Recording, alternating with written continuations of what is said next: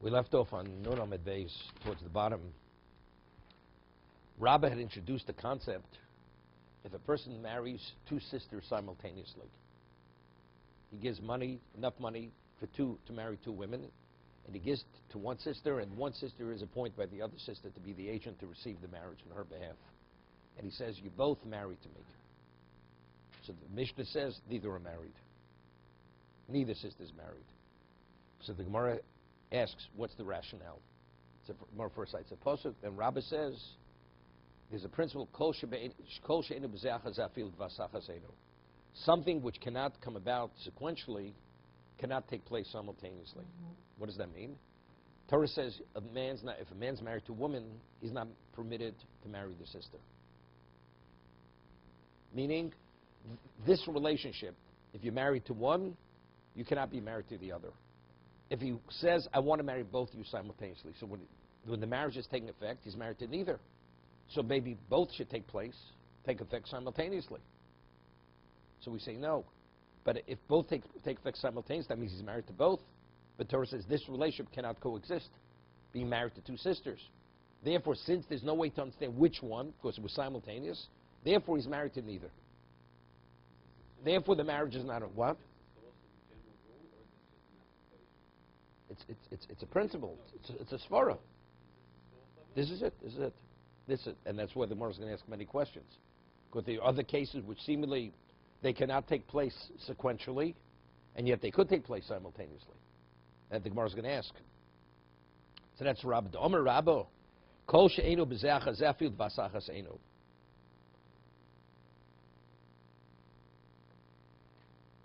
Okay.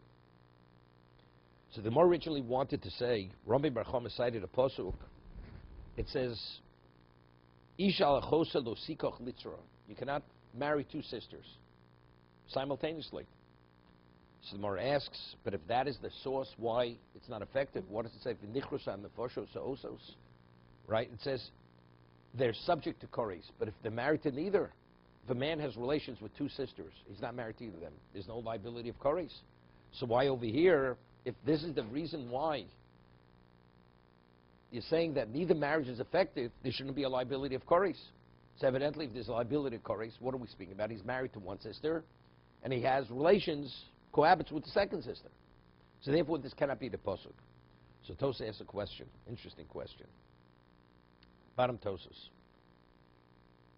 The kosher, da'aminu b'yivomis perk arbo achim, now, you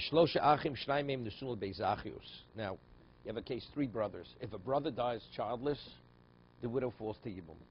The surviving brother has an obligation to perpetuate the name of the deceased through marrying his widow, cohabiting with his widow, right?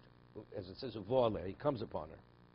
What happens if you have three brothers, two are married to two sisters, and you have a third brother? Now, brother A and B die. So he has an obligation now, and each one who died is married to a sister. So that means you have two sisters falling to Yibum. So what's the halacha regarding the third brother? So Reb Shimon says that since he's connected to both of them are connected to him at a certain level, therefore it's like he's connected to two sisters. So therefore he could do Yibum to neither, and they're both free to marry. They're both free to marry. No chalitza, nothing. This is Reb Shimon. We rule that he has to leave chalitza. Because rabbinically, the zika means the level of connection, is not enough to prohibit him to either of them. It's only purely rabbinical. That's why we don't allow Yibum to take place. On a Torah level, he could do Yibum. He could choose and pick whichever one he wants to choose. Only one. Of course, only one. Whichever one he chooses. Because rabbinically, it looks like he's actually, since he's connected to two sisters, it looks as if he's acting on a relationship which is not acceptable.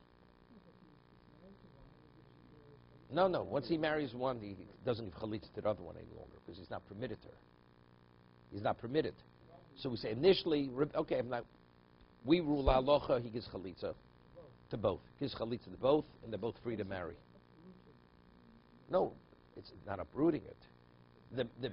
The preferable way to do it is yibum. But if a person is chalitza, it's a mitzvah. Chalitza is also a mitzvah. It's mitzvah b'yibum. The optimum mitzvah is to give yibum. If one doesn't give yibum, one fulfills the mitzvah by giving chalitza, by giving you release. Although he's not perpetuating the name of the deceased, it doesn't make a difference. Okay, we're going to Reb Shimon. Reb Shimon says no. It's not rabbinical. Factually, because he's connected both of them, he could marry neither. It's like he's marrying one, it's like being involved with the other sister. Therefore, they're both free to marry without anything. They need neither, not yibum, not chalitza. They're free to marry. Okay? Wait a second. Let's read Tosas, then you'll ask me the question. So it says, the Reb Shimon poter b'shteyim min achalitza min yibum. Reb Shimon's opinion, Mishnah and Yevomis, says he absolves them from both chalitza and yibum. They're both free to marry. They're totally free to marry. Shenemar, and he quotes the posuk, Isha el achoso lo sikach litzror b'shosh shenasasora zu lezu. It says you should not take two sisters litzror, because since he's connected both of them, therefore they're free to marry. So if they factually, let's say he has relations with one of them as a sister, is he in violation because he's connected to the other? There's no, the pasuk continues. If you do, you're liable for koris. Reb Shimon uses this as a source that since the two sisters who were connected to him, because both of the widows of two brothers, the pasuk says that since ultimately they're going to become tzorazu lezu, at a time when they're actually equivalent, connected to both of them, it says v'nichraso. But over there, let's say factually he would have relations with one of them. As a sister, is he in violation of incest? Because he's marrying the sister of the other? It's not. Alma mash avagav the kiddushin lo tafsi yesh bem koris. Although he's not, there's no mitzvah yibum, right? He's not married to either of them. He's not married to either of his sisters.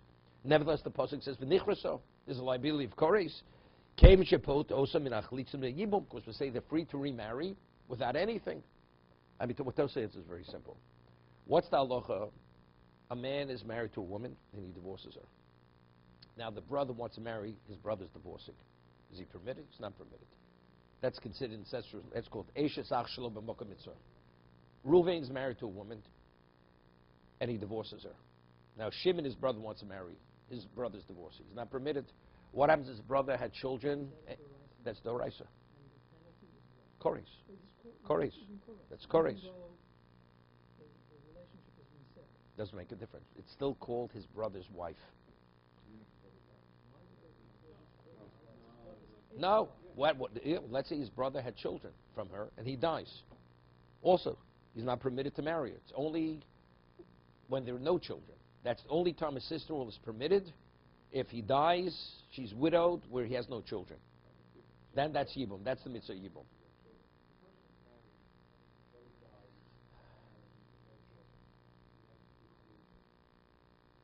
Correct.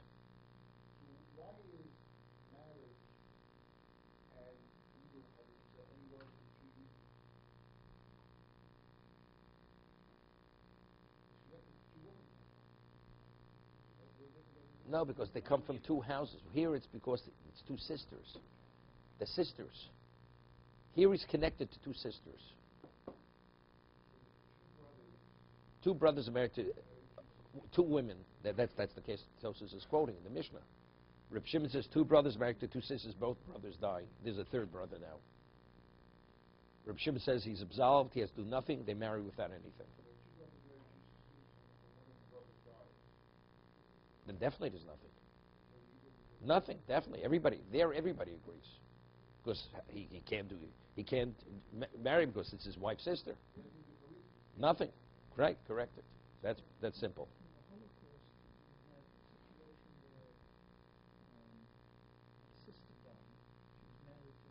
No, wait.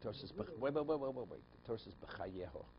The prohibition of marrying a sister, your wife's sister, it's only b'chayeho. If your wife is alive, you're not permitted to marry her sister. No, this is a brother's wife. This is a brother's wife. Okay? Again, let's make it clear.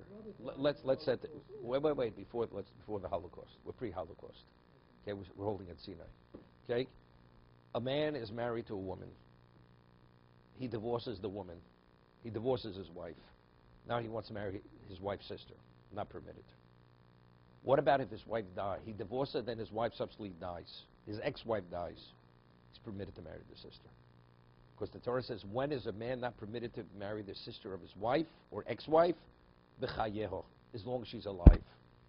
Once she passes away, he's permitted to marry the sister. Children or no children? Children, no children. That's the wife of a sister.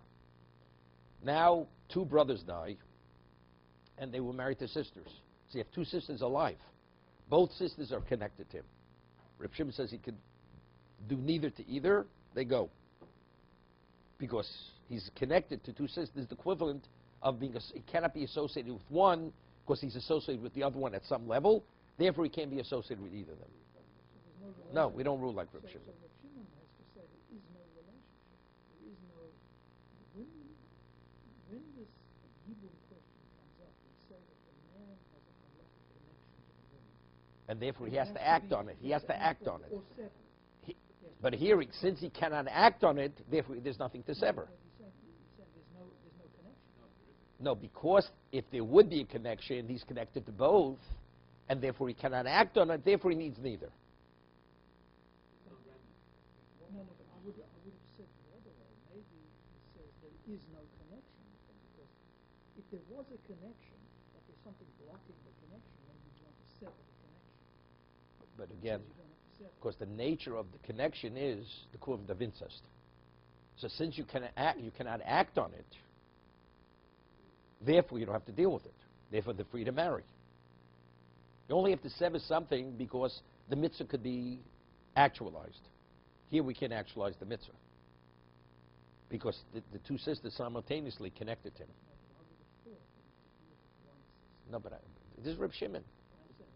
Okay, we're trying to understand. If actually he's married to neither, why does it say v'nichraso? Right? We're saying we said you cannot learn from here that the law of kosher because it says the liability is kores. But if neither marriage took effect, how could it be kores? Over there we say he's married to neither of them, but yet it says it's kores. That's exactly where he draws it from the same pasuk. So says simply, what's the halacha? As I said, a man dies and he had children. If the brother wants to marry the widow, what is the liability?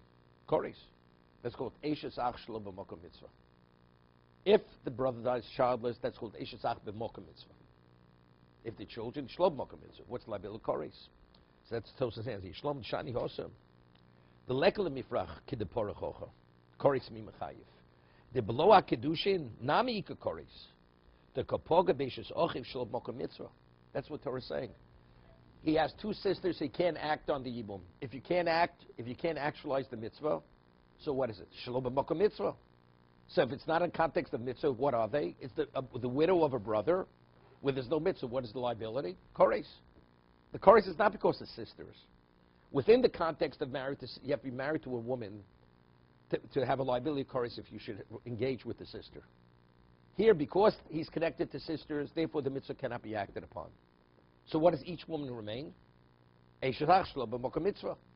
So if she's a widow, not in the context of mitzvah, what's the liability if you engage with her? Kores.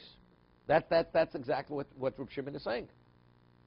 Al Gemara wants to say, if you marry two women simultaneously, neither is effective. He's married to neither. Women who are unrelated to him. So the Gemara asks, if that's the case, why when he engages with either of them, why should he have a liability of kores? He's not married to either of them. Over there, if there's no yibum, so what is her status? Shelo b'makom mitzvah, shelo b'makom mitzvah. So what is the liability for kores? Not because he's married to two sisters. Because she's the sister of a brother where the Torah does not permit that relationship.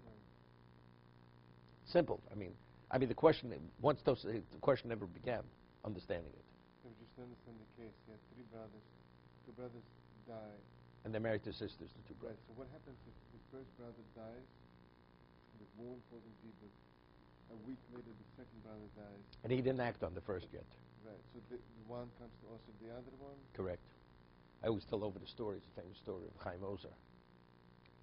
Chaim Ozer, he was the leading world halachic authority before World War II. And he wasn't well towards the end of his life, and he had to go to some spa. And the doctor said it was a question of He had no choice. He had to go to the spa for his health, and it was right a week before Rosh Hashanah, and he'd have to be there from Rosh Hashanah through Yom Kippur, even through Sukkot. The community where the spa was, first it was questionable whether there'd be a minyan, and if there would be a minyan, maybe there wanted to be 10 Shomer Shabbos to make up the minyan on Rosh Hashanah Yom Kippur. Figures, but that's his plight. He has no choice, and he goes. He goes to the spa. Who does he meet? He meets a man from the United States, an American Jew, and he strikes, and he spoke Yiddish, so they conversed, and he says to him, "What are you doing?" He says, I had a brother. He just passed away. I'm a wealthy man. I'm not married, and I came to bring his wife and orphans back to America. I'm going to adopt them. I'm going to marry his widow, and I'll raise them as my own children. This is what he says. He tells Rabbi Chaim Ozer. Chaim Ozer says, "You're not permitted. It's considered incest. If your brother died and he left and he has children from that wife, you're not permitted to marry her." So I've never heard of such a thing. I will take her to America, and after the holidays, I will marry her, and I'm going to raise the orphans as my children. Back and forth, as much as he tries to convince him not, falls on deaf ears. But Reb Chaim Ozer doesn't give up. Day in and day out, he discusses it with him. Finally, the man is fed up. He says, "You know something?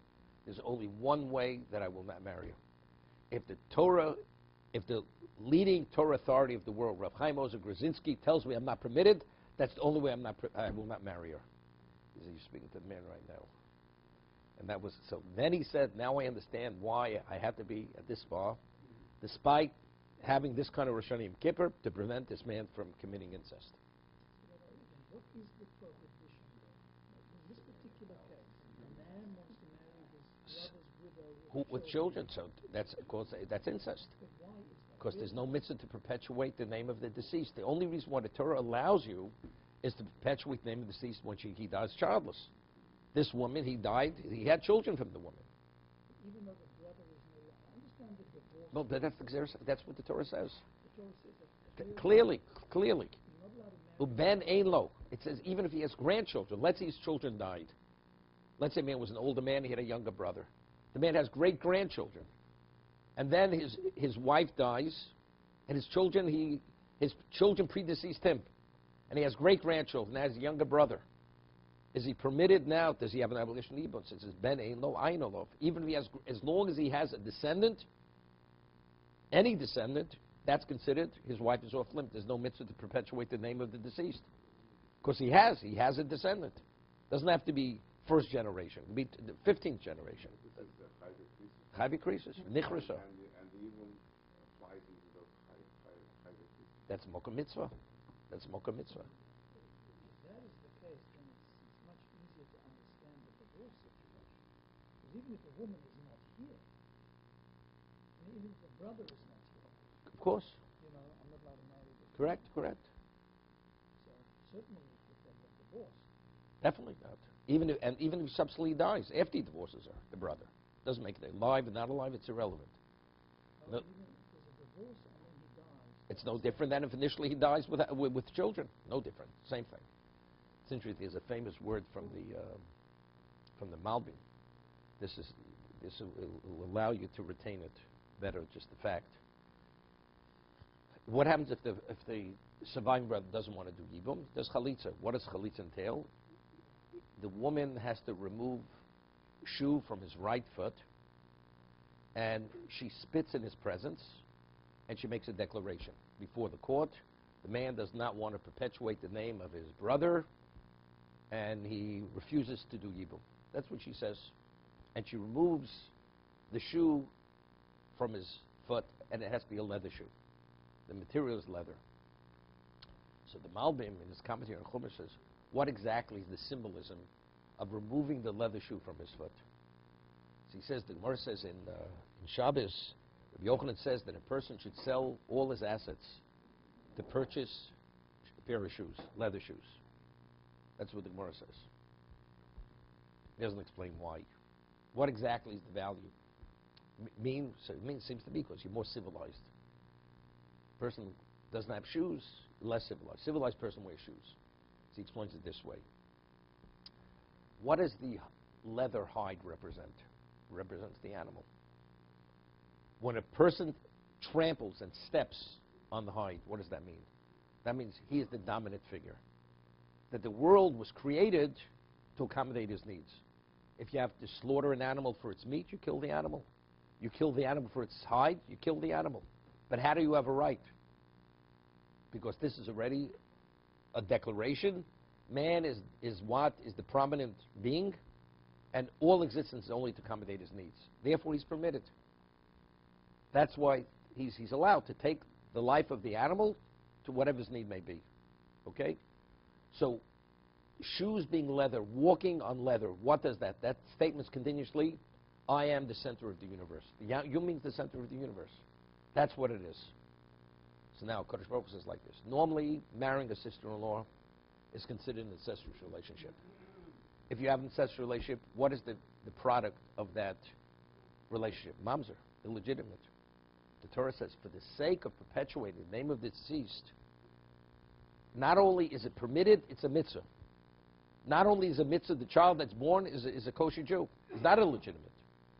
So the question is, why don't you want to do Yibum? God says, I've turned the world upside down to permit this. And you say, I'm not interested. Why are you not interested? She's not my cup of tea. God says, after all I've done, you tell me she's not your cup of tea? She's not exactly my personality. So you know something? Take a shoe off.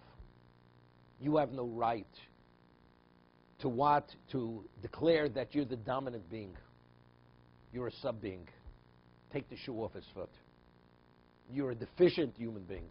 That's the symbolism of the removal of the leather shoe from the right foot of the Yavam, of the surviving brother. That's the Malbim. Okay.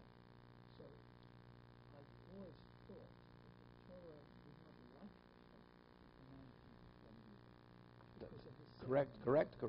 And then we said just a few minutes ago that the mitzvah to do you. No, there's a mitzvah to release. If you're not willing to do A, there's a mitzvah to release her. That I understand. No, the mitzvah is to release her. You're not perpetuating that. Perpetuating is That release is a mitzvah. Is a mitzvah. Is a mitzvah. The Torah doesn't like it. The Torah prefers A, but Torah doesn't like this. But fact is a mitzvah to release her. Man says, I'm not doing either.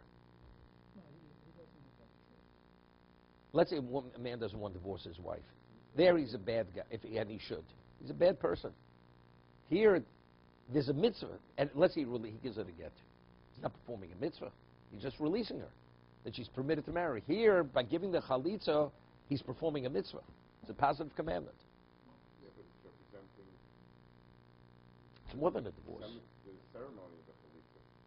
Shows that he did. Doesn't make a difference, but doesn't make a difference. Doesn't make it, but it's still a mitzvah. It's a mitzvah to release her to be able to be permitted to remarry. Giving a get it's not a mitzvah to permit her to remarry. So what does read when Shlomo says that he doesn't want to blemish his Good question. What is he talking about? Okay, good. There's a famous Brisker Rov on this. So he explains it this way. You know, who was David's antagonist? We're going to have this on Chelik. Right, Doeg Adomi. So initially when David, there was a question that he should be the king. And he wasn't. He came up with an issue. It says, Amoni v'lo, he came from a Moabite. Rus was his grandmother. It says, Lo yavo Moavi b'kal Hashem. He's not a legitimate Jew. How could he be the king? And they responded, and he refuted whatever the response. He showed it's not. And people didn't know what to say. They were dumbfounded. And there's no way Doeg will allow David to ascend the throne under any circumstance. He's illegitimate. So what happened? So there was a person he was called something Hayishmaeli. So the person says, why was he called Hayishmaeli? Because he carried his saber the way an Arab carried his saber. That's why he was called Yishmaeli, this person. And he says, Kach mekuplaning bezdino shel Yishmael, shel Shmuel HaRamosi. I have in tradition from the Bezdin of Shmuel HaRamosi, Shmuel HaNovi, Halochel Moshe Sinai, Amoni v'lo Amonis, Moavi v'lo Moavis. That the prohibition is only on the male line, not on the female line. And anybody who rejects this and questions this, I will take my saber and run him through with my saber. And that was the end of the story. So what is the basis? It's halacha l'mishum Sinai. So therefore, it's not even rooted in the text. So what the Ploni Almoni was saying, he says, you know something, I don't want an issue to come up in the future, and they're going to question the legitimacy of my progeny. Generations down, what's going to be if somebody questions it? They say it says in the Torah, a Moabite is not a legitimate Jew. So he says, you know something, I prefer not to get involved. I'm passing on it. I'm releasing the right. You have the right. Bo says, I'm going to go with the halacha. The halacha is, of course he knew the halacha. They all, even he knew, but he was concerned about the future, which happened. Because Doeg is the one who brought up this issue. And if this man would have come forth with the tradition from Bezdinu Shmuel Aramasi, it would have been a problem. David couldn't ascend the throne.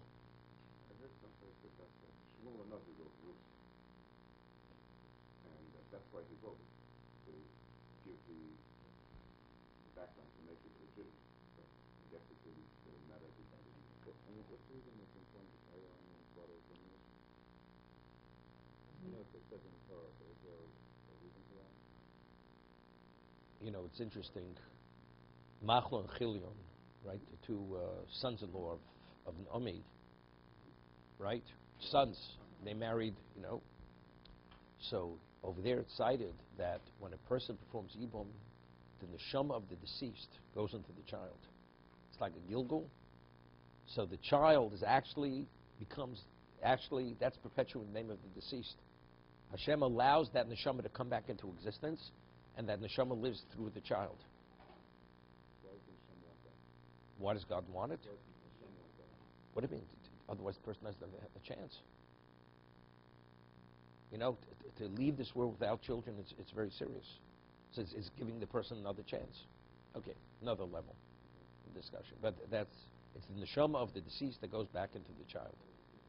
That's how you perpetuate the name. It's not just giving a name, right? A person names his child after a grandparent. Okay, it's respect. That's respect. That's called derech eretz. But here it's much more than that. Perpetuate the name means literally bringing that person back into existence. That's evil. Everything is the estate is transferred to the brother who performs the evil.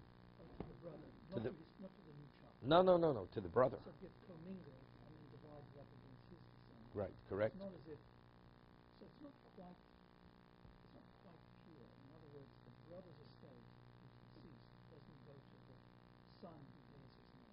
No, definitely not. What happens if there are no children? What happens if the widow is past menopause? Is there mitzvah yibum? Still mitzvah yibum. Yes. But there's not going to be a child. What happens if he says he's going to do yibum, then divorce her? Not a problem. He's done nothing wrong. He has to do an act, which is an act of cohabitation. That's it. It's the act of procreation. Nothing more than that. Then he can divorce her. Okay? It's a famous Orach Chaim HaKodesh, David. That's something you didn't tackle yet. Orach Chaim HaKodesh. Okay, Baruch Hashem. So the Orach Chaim HaKodesh says, Alan could attest to this. Good. He says, I'm not sure if it's brought in that abbreviated version. You do it in that English. Okay. Over there he says, it says by Avraham Avinu, it says when he left Choron, he took with him Hanefesh Asher Osa B'Choron, the souls that he made in Choron. So he cites over there Zohar that every time a person does an act of procreation, you bring souls into this world. Even though it doesn't manifest itself in the child, there's no conception, but a neshama is brought into this world. It draws neshamas into this world.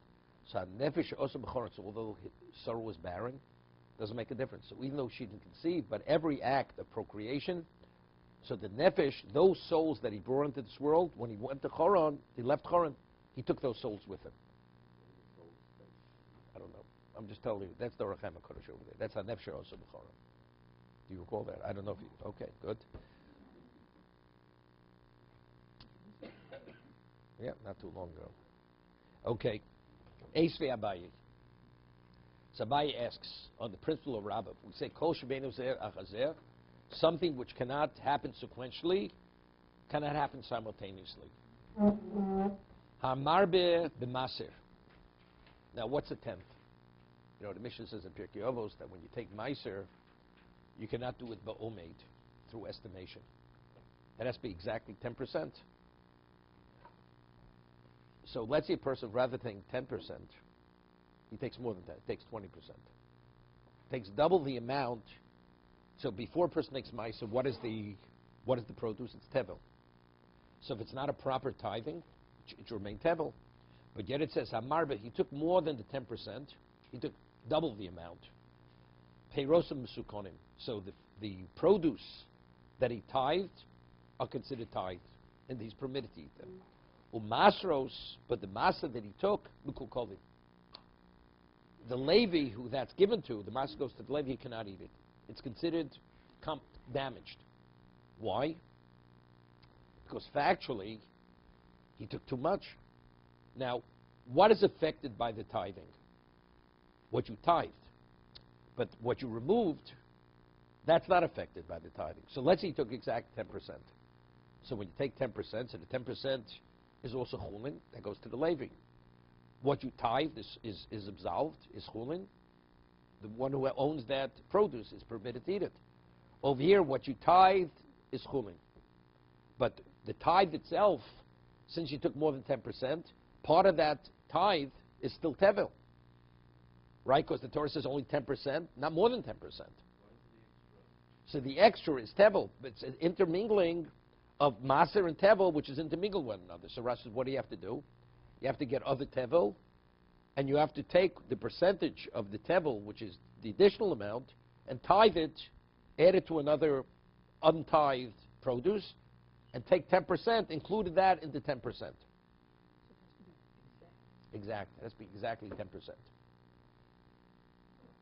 Okay? How do you know? You measure. It has to be measured. It's a Mishnah. It's a Mishnah in Pirkei Avos. Right? You can not take meiser through estimation. This has to do with, actual something. There's nothing exact. But as long as, based on our ability to evaluate something, it seems to be that's 10%. But he gave 15% to the lady.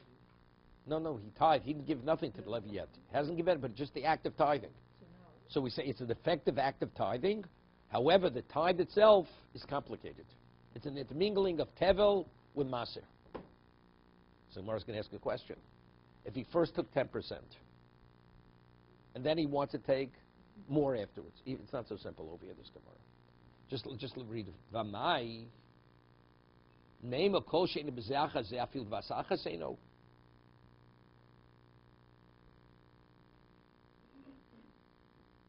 So over here, I'm just going to skip a little bit in Rashi.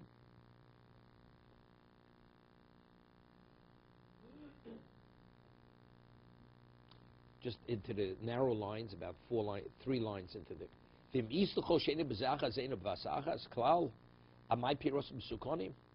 Why is this considered a valid tithing? Factually, the Torah says 10%. He took 20% instead of 10%. So if that's the case, if he would have first taken 10%, then take another 10%, another 5%, does it have any value? It's nothing. Correct? So over here, since he did one act of tithing, which is more than the amount, it should not be a valid tithing. Right? So why is it effective? It should not be effective. I mean, you'll see from the Gemara's answer why seemingly it's not a comparison. Okay, we'll continue tomorrow.